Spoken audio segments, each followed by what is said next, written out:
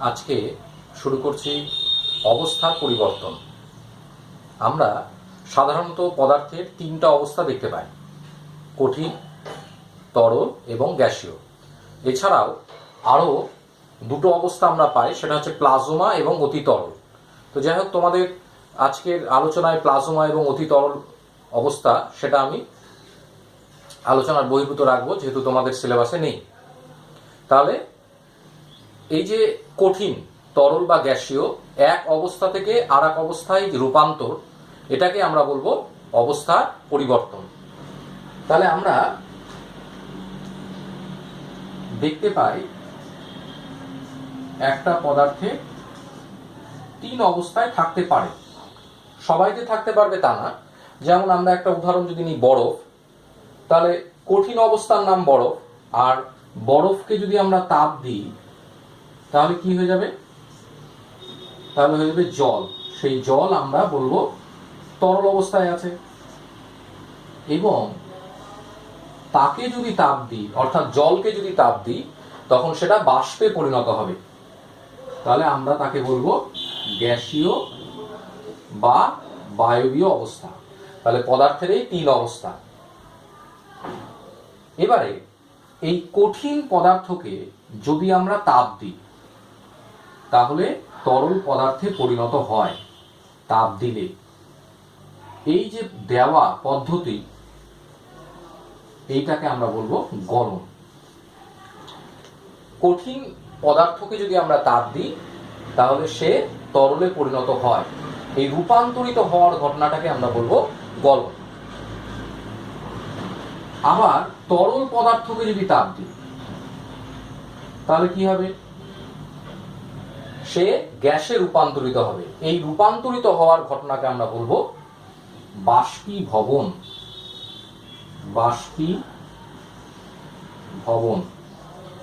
এখানে ভালো করে ছবিটা দেখবে। ছবির মধ্যেই সমস্ত সংজ্ঞা, এইখানে এই চ্যাপ্টারের সংজ্ঞাগুলোই গুরুত্বপূর্ণ। সংজ্ঞাগুলো মনে রাখলেই হবে। সমস্ত সংজ্ঞাগুলোই ছবির মধ্যেই হয়ে যাবে। আচ্ছা, এবারে উল্টোটা, গ্যাসীয় পদার্থকে যদি আমরা তরল পদার্থে রূপান্তরিত করতে চাই তাহলে কি করতে হবে? তাহলে তাপ নিষ্কাশন করতে হবে। তাহলে গ্যাসীয় পদার্থ থেকে তাপ নিষ্কাশন করে তরলে পরিণত করার ঘটনা, এইটাকে আমরা বলবো ঘনীভবন। ঘনীভবন। নেক্সট, তরল পদার্থ থেকে তাপ নিষ্কাশন করে কঠিনে পরিণত হওয়ার যে ঘটনা, সেইটাকে আমরা বলবো কঠিনীভবন। তাহলে এই চারটা সংজ্ঞা মনে রাখবো: গলন, বাষ্পীভবন, ঘনীভবন এবং কঠিনীভবন। কি বললাম আমি? প্রত্যেকের শেষেই দেখো, খেয়াল করে দেখো, প্রত্যেকের শেষেই দন্তের ন আছে। তাহলে আমরা মনে রাখবো দন্তের ন এরকম যদি থাকে তাহলে মনে রাখবো ড্যাশ থেকে ড্যাশে পরিণত হওয়ার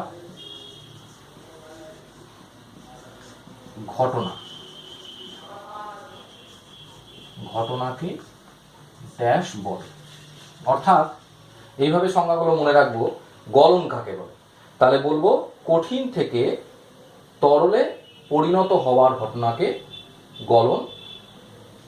গলন বলে। এখানে শূন্যস্থানের জায়গায় আমরা গলন লিখে দেবো এবং এখানে লিখবো কঠিন থেকে তরলে। আর এখানে ভালো হয় লিখলে যদি লেখো তাপ প্রয়োগ অবলিক নিষ্কাশন, অর্থাৎ দুটোই হতে পারে, সেজন্য অবলিক দিয়ে লিখে রাখলাম। যেমন কঠিনীভবনের সংজ্ঞা যদি আসে তাহলে তাপ নিষ্কাশন করে তরল থেকে কঠিনে পরিণত হওয়ার ঘটনাকে কঠিনীভবন বলে। এইভাবে সংজ্ঞাগুলো মনে রাখবা।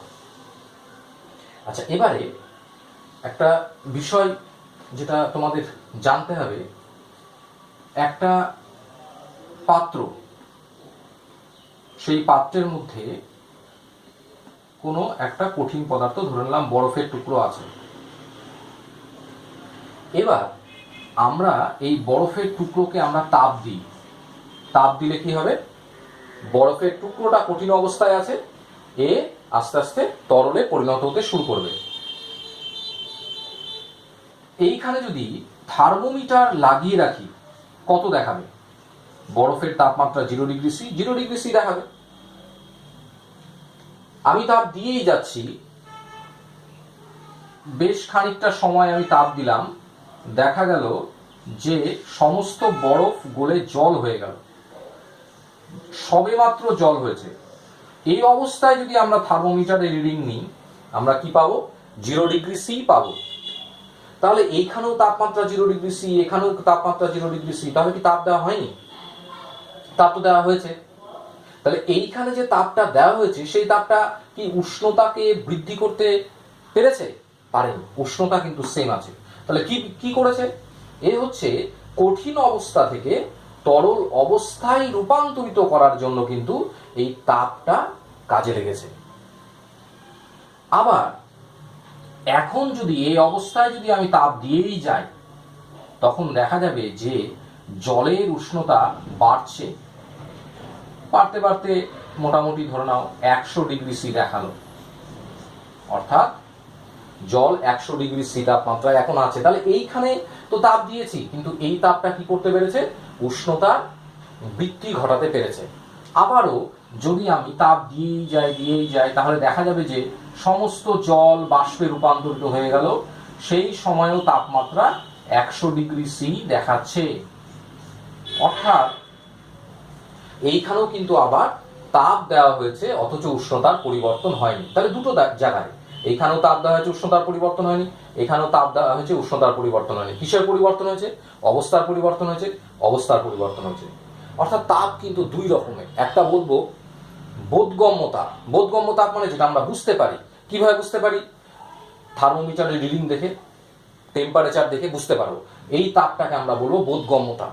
কিন্তু এইখানে এই দুটো ক্ষেত্রে এবং এই দুটো ক্ষেত্রে এই তাপটা কিন্তু উষ্ণতা বৃদ্ধি করতে পারেনি, কেবলমাত্র অবস্থার পরিবর্তন করতে পেরেছে। এই তাপটাকে আমরা বলবো লীন তাপ। এটা মনে রাখবে, এই তাপকে কি বলবো? লীন তাপ। লীন শব্দের অর্থ কি? লীন শব্দের অর্থ হচ্ছে লুকিয়ে থাকা। লীন শব্দের অর্থ লুকিয়ে থাকা।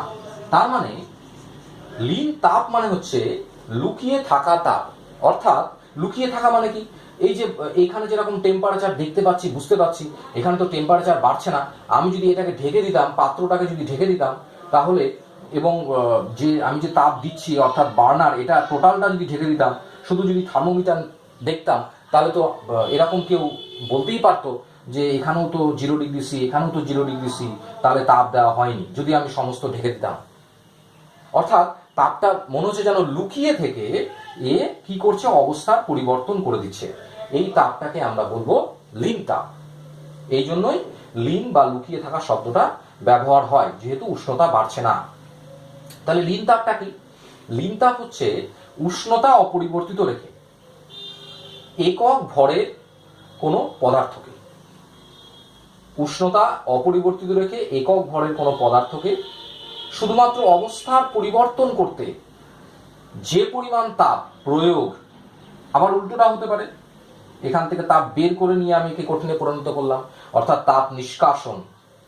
উষ্ণতা অপরিবর্তিত রেখে একক ভরের কোনো পদার্থকে শুধুমাত্র অবস্থার পরিবর্তনের জন্য যে পরিমাণ তাপ প্রয়োগ বা নিষ্কাশন করতে হয়, সেই তাপকে আমরা বলবো লীন তাপ। আচ্ছা, এবারে যেহেতু প্রক্রিয়া 4 রকমের, তাহলে আমাদের লীন তাপও হবে 4 রকমের। একটা হবে গলনের লীন তাপ, একটা হবে বাষ্পীভবনের লীন তাপ, ঘনীভবনের লীন তাপ এবং কঠিনীভবনের লীন তাপ। তাহলে প্রথম আমরা সংজ্ঞায় আসব গলনের লীন তাপ। আমি বলেছিলাম এই ছবির মধ্যেই সংজ্ঞা মানে সমস্ত কিছু হয়ে যাবে আজকের পড়া। তাহলে গলনের লীন তাপ, তাহলে গলনের লীন তাপ এইটা কি সংজ্ঞাটা? তাহলে কি বলবো? এইরকম বলেছিলাম যে উষ্ণতা অপরিবর্তিত রেখে একক ভরে কোনো পদার্থকে বলেছিলাম, তাহলে এখানে আমরা লিখব একক ভরে কোনো কঠিন পদার্থকে তাপ প্রয়োগ করে তরলে পরিণত করতে যে পরিমাণ তাপ দিতে হয় তাকে আমরা বলবো গলনের লিন তাপ। আর একবার বলছি, এইখানে দন্তের ন দিয়ে করেছি। এবার হচ্ছে লিন তাপের সংজ্ঞা। প্রথমেই বলবো উষ্ণতা অপরিবর্তিত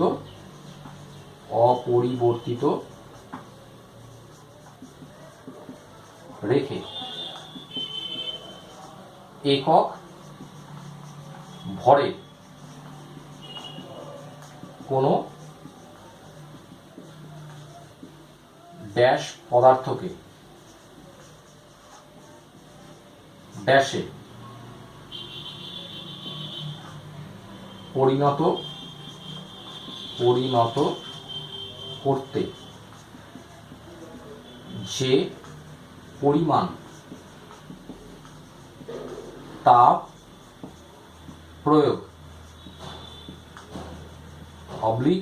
নিষ্কাশন করতে হয় তাকে ড্যাশ লিন তাপ বলে। অর্থাৎ আমি যদি বলি গলনের লিন তাপ কাকে বলে, তাহলে বলবো উষ্ণতা অপরিবর্তিত রেখে, খুব ইম্পর্টেন্ট, বলতেই হবে। একক ভরের বলতেই হবে, একক ভরের কোনো কঠিন পদার্থকে তরলে পরিণত করতে যে পরিমাণ তাপ প্রয়োগ করতে হয় তাকে গলনের লিন তাপ বলে। একই রকম ভাবে আমি এখানে বলবো বাষ্পীভবনের লিন তাপ। বাষ্পীভবনের লিন তাপ। তাহলে বাষ্পীভবনের লিন তাপ কি হবে?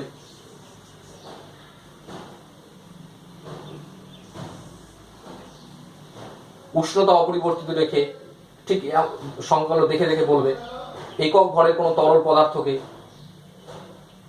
গ্যাসে পরিণত করতে যে পরিমাণ তাপ প্রয়োগ করতে হয় তাকে আমরা বলবো বাষ্পীভবনের লিন তাপ।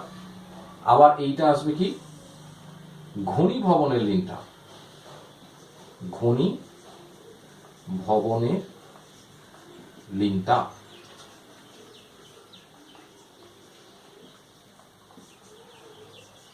ঘনীভবনের লিন তাপ সংজ্ঞা কি বলবো?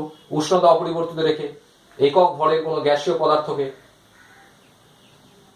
তরলে পরিণত করতে যে পরিমাণ তাপ নিষ্কাশন করতে হয় তাকে আমরা বলবো ঘনীভবনের লিন তাপ। আচ্ছা, নেক্সট হচ্ছে কি আসবে? নেক্সট আসবে কঠিনীভবনের লিন তাপ। কঠিনীভবনের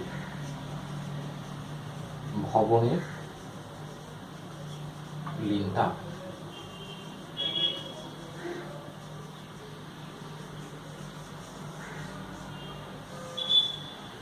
ঠিক একই রকম ভাবে সংজ্ঞাটা তোমরা দিয়ে দিবে। আচ্ছা, এবার একটা কথা বলি, এই যে লিন তাপটা দেওয়া হচ্ছে, লিন তাপটা আসলে কি করে? লিন তাপটা কোন কাজে? অবস্থার পরিবর্তন। অবস্থার পরিবর্তন মানে কি? কঠিন পদার্থ অর্থাৎ অণুগুলোর মধ্যে ব্যবধান খুবই কম, তরল পদার্থ মানে অণুগুলোর মধ্যে ব্যবধান খানিকটা বেশি, কঠিনের থেকে বেশি। লিন তাপ মানে আমি যে তাপটা দিলাম সেই তাপটা আর কিছু না, এই যে অণুগুলোর মধ্যে ব্যবধানটাকে কি করেছে? বাড়িয়ে দিয়েছে, অর্থাৎ আন্তরাণবিক ব্যবধানটাকে বাড়িয়ে দেয়। এটাই হচ্ছে কাজ গলনের লিন তাপে বা বাষ্পীভবনের লিন তাপে। এখানে যেরকম বাষ্পীভবনের লিন তাপ, এখানে যতটা আছে গ্যাসে বা বাষ্পে পরিণত করতে আরো অনেক বেশি তোমার বেশি করে আন্তরাণবিক ব্যবধানটা বাড়াতে হবে। এখানে এই জন্য দেখা যায় যে কঠিন থেকে তরলে পরিণত করতে 1 গ্রাম বরফ পিছু যত তাপ লাগে, 1 গ্রাম তরলকে বাষ্পে পরিণত করার জন্য, বাষ্প যেহেতু আন্তরাণবিক ব্যবধান অনেক বেশি করতে হবে, সেই জন্য কিন্তু তাপটা বেশি দিতে হয়। দেখা গেছে যে বরফের লিন তাপ 80 ক্যালোরি পার গ্রাম, অর্থাৎ 1 গ্রাম বরফ পিছু আমাকে 80 ক্যালোরি তাপ দিতে হবে জলে পরিণত করার জন্য। আর এইখানে বাষ্পীভবনের লিন তাপ 540 ক্যালোরি পার গ্রাম, অর্থাৎ 1 গ্রাম জলকে 100 ডিগ্রি সি তাপমাত্রার 1 গ্রাম জলকে ওই 1 গ্রাম 100 ডিগ্রি সি তাপমাত্রার 1 গ্রাম বাষ্পে পরিণত করার জন্য 1 গ্রামই সেম 540 বা 537ও কখনো কখনো লেখা হয়, 540 ক্যালোরি তাপ দিতে হবে। তুলনামূলকভাবে এক্ষেত্রে বেশি যার জন্য বাষ্পীভবনের লিনতাপ বেশি। গলনের লিনতাপ যদি 80 ক্যালোরি পার গ্রাম বলি, তাহলে গলনের কঠিন গহনের লিনতাপ হয়ে যাবে 80 ক্যালোরি পার গ্রাম। অর্থাৎ 1 গ্রাম 0 ডিগ্রি সি তাপমাত্রার জল থেকে আমি 80 ক্যালোরি তাপ যদি বের করে নিতে পারি, তবে সে 1 গ্রাম বরফে পরিণত হবে। এখানে একটু মনে রাখবে, এই যে বাষ্পীভবন হচ্ছে দু প্রকার। কি কি? একটা হচ্ছে বাষ্পায়ন আর একটা হচ্ছে স্ফুটন। বাষ্পায়নটা কি? বাষ্পায়নটা হচ্ছে, তোমরা একটু জানো যে বাষ্পায়ন হচ্ছে তরলের উপরের তল থেকে হয়, তরলের উপরের অংশ থেকে হয়। আর স্ফুটনটা হচ্ছে তরলের সমগ্র জায়গা থেকে হয়। হ্যাঁ, একটা ছবি দিয়ে আমি ক্লিয়ার করতে পারবো। সেটা হচ্ছে একটা পাত্রের মধ্যে ধরে নাও জল গরম করছো, এবার উপরে তল থেকে বাষ্পায়ন হবে। বাষ্পায়নের সময় কোনো নির্দিষ্ট উষ্ণতা থাকে না। কিন্তু স্ফুটনটা কি? স্ফুটন কিন্তু তরলের সমগ্র অংশ থেকে হবে, সমগ্র অংশ থেকে। এই সময় কিন্তু একটা নির্দিষ্ট তাপমাত্রা থাকে এবং সশব্দে হয়। এই বাষ্পায়নটা তরলের উপরিতল থেকে হয় বলে তরলের উপরিতলের ক্ষেত্রফল যত বাড়বে, বাষ্পায়নের হার তত বেশি। দেখবে যে চা খাওয়ার সময়, চা যখন আমরা খাই, তখন হচ্ছে অনেকে কি করে, কাপ থেকে প্লেটে ঢেলে নেয়। কেন? কারণ কাপের উপরিতলের ক্ষেত্রফলটা একটু কম তুলনামূলকভাবে প্লেটে যদি আমরা ঢালি, তাহলে প্লেটের ক্ষেত্রফলটা অনেক বেশি।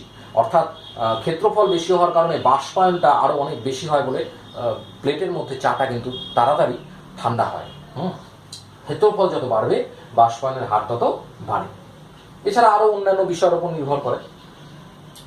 এখানে আর একটা বিষয় আছে, সেটা হচ্ছে এই যে গলন শুরু হয় একটা নির্দিষ্ট তাপমাত্রায়, যে তাপমাত্রাটাকে বলা হয় গলনাঙ্ক। সেই সময় ওই পদার্থের উপর চাপ, একটা ফ্যাক্টর, চাপ সেই সময় নির্দিষ্ট রাখতে হয়। এইটাকে আমরা বলবো গলনাঙ্ক। গলনাঙ্ক। তাহলে গলনাঙ্কটা কি? গলনাঙ্ক হচ্ছে, শেষে কি আছে? শেষে আছে উ-কয়। তাহলে উ-কয় আছে, এই জন্য বলেছিলাম এগুলো একটু মনে রাখবে। প্রত্যেকটা ক্ষেত্রে উ-কয় দেখলেই আমরা লিখবো নির্দিষ্ট চাপে। নির্দিষ্ট চাপে যে উষ্ণতায় বা যে নির্দিষ্ট উষ্ণতায়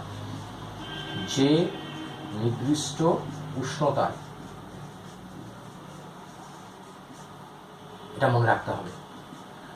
শেষে উ-কয় থাকলেই আমরা উষ্ণতাটাকে টার্গেট করব। নির্দিষ্ট চাপে যে নির্দিষ্ট উষ্ণতায় কোনো কঠিন পদার্থ গলে তরলে পরিণত হয়, তাকে ওই চাপে ওই পদার্থের গলনাঙ্ক বলবো। নির্দিষ্ট চাপে যে নির্দিষ্ট উষ্ণতায় ব্যাস পদার্থ ব্যাসে পরিণত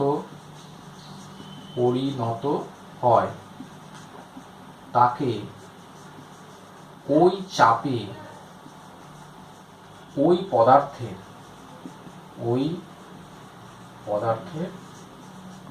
গলনাঙ্ক বলে। আচ্ছা, গলনাঙ্ক বলে আমি এটা লিখে দিলাম, এখানে লিখবো ড্যাশ। আচ্ছা, তাহলে ঠিক একই রকম ভাবে আমি যদি হিমাঙ্ক বলি, হিমাঙ্ক কাকে বলে? হিমাঙ্ক, তাহলে হিমাঙ্ক এর ঠিক উল্টোটা। তাহলে কাকে বলে? নির্দিষ্ট চাপে যে নির্দিষ্ট উষ্ণতায় তরল পদার্থ কঠিনে পরিণত হয়, তাকে ওই চাপে ওই পদার্থের হিমাঙ্ক বলে। এখানে তাপ প্রয়োগ বা তাপ নিষ্কাশন এই কথাটা উল্লেখ করলো, কোনো উল্লেখ করলে ভালো, বা না করলেও চলবে। আচ্ছা, লাস্ট আর একটা টপিকস আছে এই চ্যাপ্টারে, এটা বলে আমি শেষ করব। সেটা হচ্ছে সম্পৃক্ত বাষ্প কি এবং অসম্পৃক্ত বাষ্প কি। আমরা যখন কোনো তরলকে কোনো পাত্রের মধ্যে রাখবো, কোনো আবদ্ধ পাত্রের মধ্যে রাখবো, তখন সেই তরলের উপরিতল থেকে বাষ্পায়ন যে কোনো তাপমাত্রাতে শুরু হবে। আর শুরু যদি হয় তাহলে আবদ্ধ যেহেতু আধার, তাহলে সেই বাষ্প কিন্তু তরলের ওপর চাপ প্রয়োগ করবে। এই চাপটাকেই বলি হচ্ছে বাষ্প চাপ। এবার এখানে একটা আবদ্ধ পাত্র আর এখানে হচ্ছে তরল পদার্থ আছে। তাহলে যে বাষ্প কি করবে, চাপ দিবে, সেই চাপটাকে আমরা বাষ্প চাপ বলছি। এবার এই যে জায়গা, এই জায়গায় বাষ্প কতটা ধরবে এর তো একটা নির্দিষ্ট উষ্ণতা আছে। সেই নির্দিষ্ট উষ্ণতায় কতটা বাষ্প ধরবে তার কিন্তু একটা সীমা আছে। তার থেকে যদি কম থাকে তাহলে যে চাপ দিবে, অর্থাৎ তুলনামূলকভাবে কম বাষ্প আছে, সেই যে চাপ দিবে তরলের ওপর, তাকে আমরা বলবো অসম্পৃক্ত বাষ্প চাপ। বাষ্পটাকে বলবো অসম্পৃক্ত বাষ্প, এবং সেই অসম্পৃক্ত বাষ্প যে চাপ দিবে তাকে বলবো অসম্পৃক্ত বাষ্প চাপ। এবং ওই নির্দিষ্ট উষ্ণতায় এই আবদ্ধ জায়গাটাতে যতটুকু জলীয় বাষ্প, যদি জল থাকে তাহলে জলীয় বাষ্প, বা অন্য তরল থাকে তাহলে সেই তরলের বাষ্প থাকার কথা সেইটুকুই যদি থাকে, এবং সেই বাষ্পকে আমরা বলবো সম্পৃক্ত বাষ্প, এবং সেই সম্পৃক্ত বাষ্প তরলের উপর যে চাপ প্রয়োগ করবে তাকে আমরা বলবো সম্পৃক্ত বাষ্প চাপ। তাহলে আজকের মতো এই পর্যন্তই। এগুলো ভালো করে দেখে পড়ো, এরপর দিন আমি